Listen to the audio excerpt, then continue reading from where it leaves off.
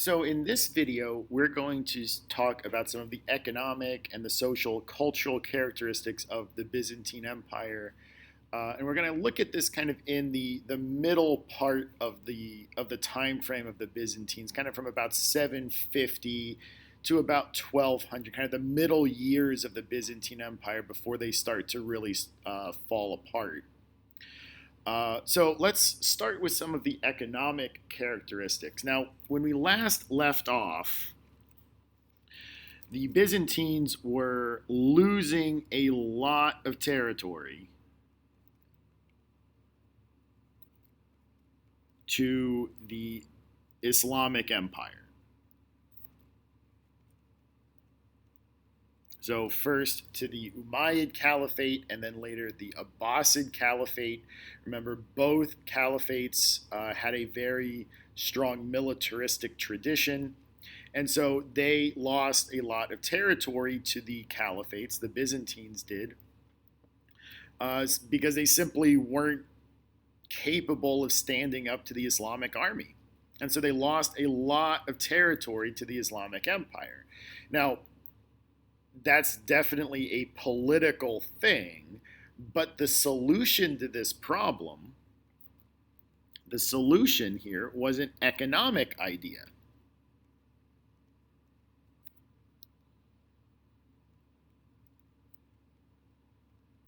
The solution to losing all of this territory was actually an economic idea, and it's called the theme system.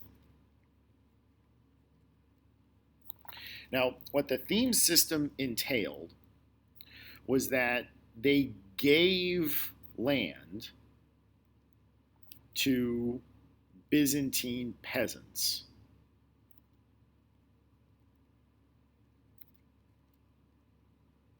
They just outright gave it to them. They said, here, this is your land. You get to have a little piece of the Byzantine Empire. So they gave land to the Byzantine peasant farmers. This had a two-pronged effect. One, it kept the poor farmers happy and fed, and they could maybe even sell some food if they had a good year to make extra money. But the other reason that this helped them, especially in their fight against the Islamic Empire, is that in return for the land, the farmers had to join the military, which for the most part they were happy to do. They were happy to do this because they had something to defend.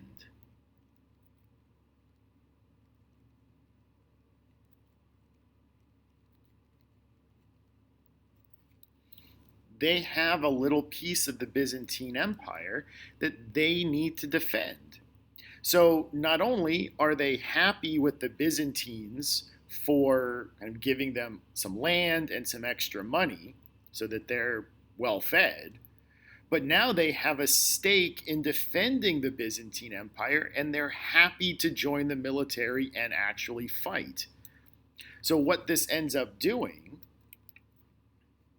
is that we get a military that wants to defend the Byzantine Empire, because they each individual soldier has a little piece of the Byzantine Empire to defend. So they're not defending some emperor that they've never met before. They're defending their piece of land. They're defending their family and their neighbors. So they have an actual reason to fight.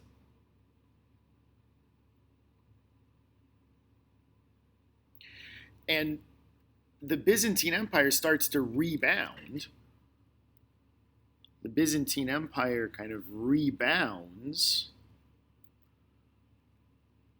during like the 9th and 10th centuries. And that's purely because the peasants worked hard, made money, and defended the empire.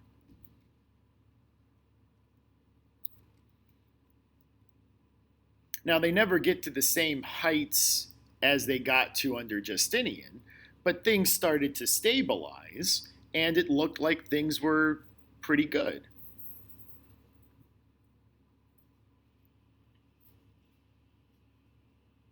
Another reason that the Byzantine Empire helped to grow economically during this period was that they kind of served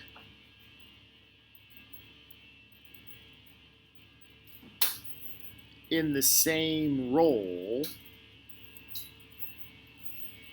as the Romans did.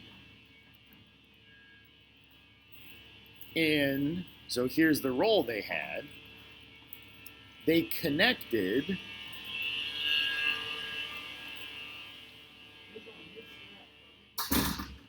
faraway pieces of Eurasia. So they are connecting pieces of Eurasia that are not typically served by the other trade routes. So, for instance, pieces of Western Europe are connected to Eurasia through the Byzantines. So really, when we get to talking about Western Europe in a few videos, Western Europe's window to the world is really through the Byzantine Empire and Constantinople.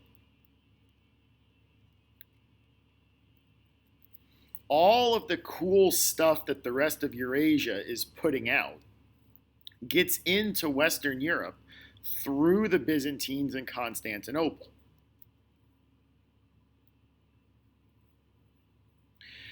And they serve so many people in the Mediterranean basin that Byzantine currency, Byzantine money, is accepted pretty much everywhere in the Mediterranean. Even though it's not controlled by the Byzantine Empire, Byzantine currency is accepted everywhere in the Mediterranean. So even areas that aren't under Byzantine control politically are under Byzantine control economically. And this is the same kind of anchoring effect that the Chinese have in their region, in their sphere of influence. People would accept Chinese currency outside of China.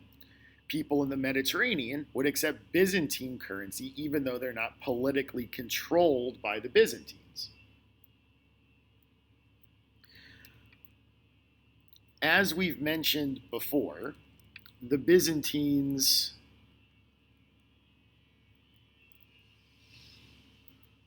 were a very urban people, meaning that they had a lot of cities. And everywhere where we see cities, we see a lot of specialized labor, which leads to an increase in trade goods.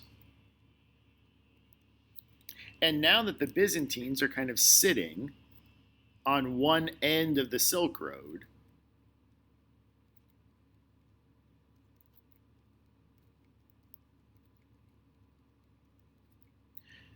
they are trading a lot of manufactured goods.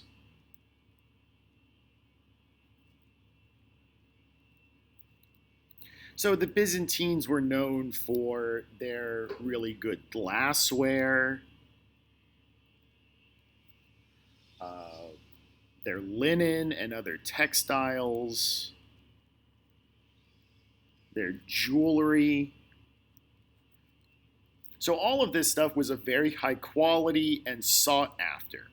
But it wasn't quite the most sought after thing on the Silk Road, and that, of course, was silk.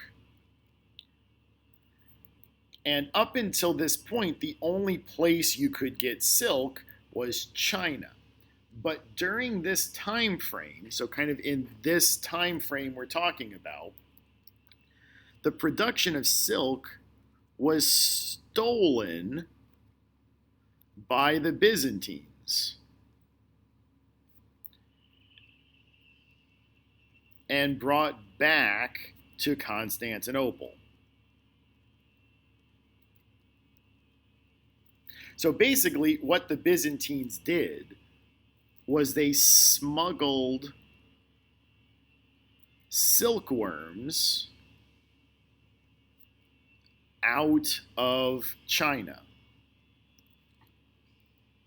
The silkworms were only native to China, but the Byzantines smuggled some out. The legend is that two Christian monks or spies that were disguised as monks went to China and visited a silk production facility. And they had two hollowed out walking sticks, and they crammed a bunch of silkworms and their food. They eat mulberry leaves, so leaves from a mulberry bush, and they just crammed their hollowed out walking sticks with silkworms and mulberry leaves, and then simply walked out of China and ended up in Constantinople, where they started making silk. So now, silk is being produced in Constantinople, which does two things. One, it drives down the price of silk because it's less common, or it's more common. You can now get it on both ends of the Silk Road. So the price of silk goes down, but it also makes the Byzantine Empire lots of money.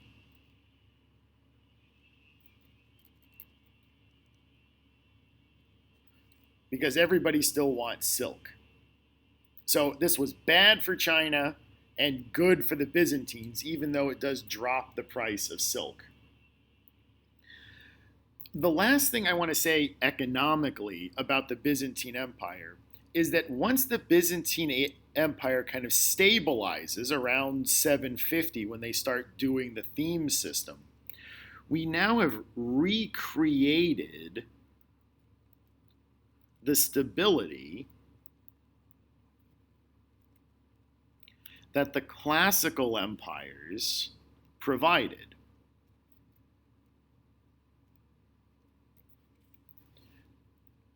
Because before, you could go from the Roman Empire into the Persian Empire, into the stability provided by India, into the Han Dynasty.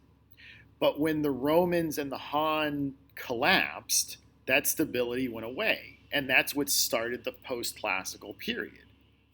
But now, with the Byzantines, we have now recreated that stability. Because now we can do the same thing. We can go from all the way in the west to all the way in the east, really only crossing a few borders.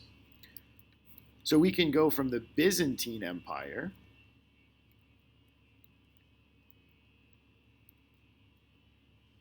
to the Abbasid Caliphate,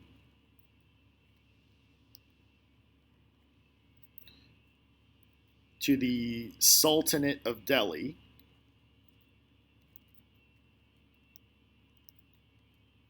to the Song Dynasty.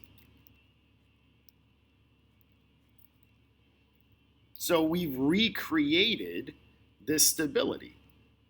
And where there's stability, there's trade, and we can tax the trade, and everybody wins. The more stability there is, the more trade there is, the more taxes we can put on the trade, and everybody makes money.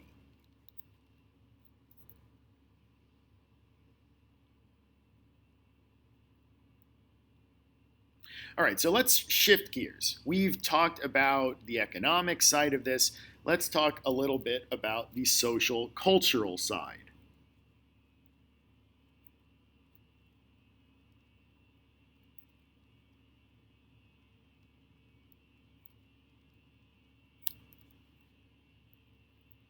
Now, remember that the Byzantine Empire is basically just a continuation of the Roman Empire. So a lot of the same social and cultural characteristics of the Romans are going to continue on in the Byzantine Empire. So we're going to see a lot of like regional governments, just like the Romans did.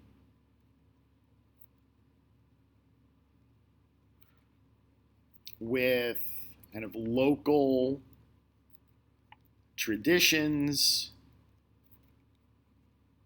kept going in order to prevent rebellions. So the Byzantine Empire had a lot of local traditions in it and lots of local leaders within the Byzantine Empire in order to prevent rebellions. And remember, we're trying to get away from saying the empires keep people happy, and we're going to start to replace that more with empires try to prevent rebellions. Again, remember that the Byzantines are very urbanized. So they are an urban society. Most of the people, well, I won't say most of the people, but a lot of people in the Byzantine Empire live in cities. So there are lots of city dwellers. And cities act as social and cultural and economic hubs. You know, the same as Rome acted as. The Byzantines are going to build a lot of cities. And so Constantinople is the new Rome. It serves the same social, cultural, economic purpose that Rome used to. And a lot of Byzantine cities serve as like regional Romes or regional Constantinoples. Now remember, because they are so urbanized, the cities also create high population densities, which does help with like specialized labor, but they also lead to the easy spread of disease. Like we saw in our previous video on Justinian's plague. Like the Romans, the Byzantines are very patriarchal. And we see this, a good example of this new patriarchy that the Byzantines use is the adoption of the veil. Now, the veil, you know, like a woman wears a veil, like if you've ever seen like a bride with a veil on her face, that we're talking about those kinds of veils. Veils were an old Persian, I guess you could call them decoration for women. So they would wear it on their face. Now, for the Persians, this was only for upper class women. So upper class Persian women would wear a veil as a sign of their upper class sensibilities. The idea that they are in the upper class meant that they could wear a veil. The Byzantines adopted this for all women because it means you can't look at them.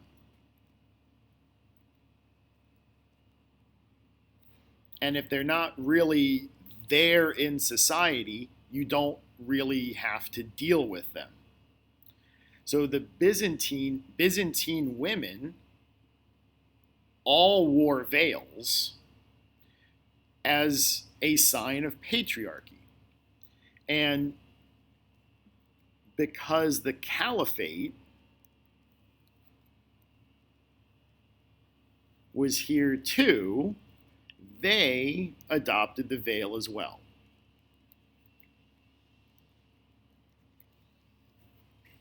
So the caliphate is nearby. They adopt the veil for pretty much the same reason. So the Byzantine women wore veils as a sign of patriarchy. Islamic women wore veils because of patriarchy. And that's all because they kind of divided up Persian territory. The Persians are kind of right in the middle between where the Byzantines are and where the caliphate is. And so they both adopted this Persian thing.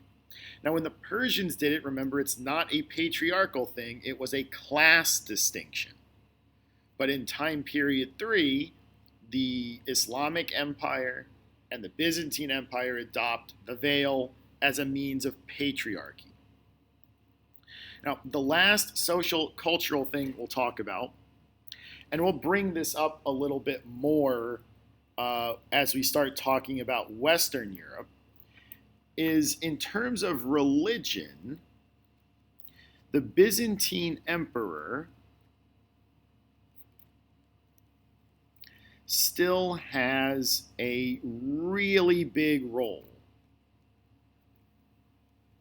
Because remember, back in the Roman days, the emperor was seen as a god, right? Caesar Augustus was viewed as a god. We don't think that anymore, but the Byzantine Empire still has a really big role in religion. And basically, this policy is known as Caesar-opapism. The Caesar, the emperor, the O for over, the Pope. The Caesar is over the Pope. The emperor makes all the religious decisions.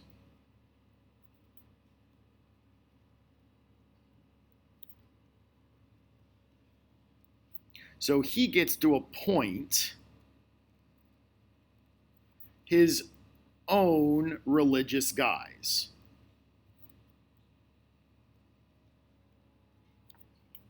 That have to agree with him.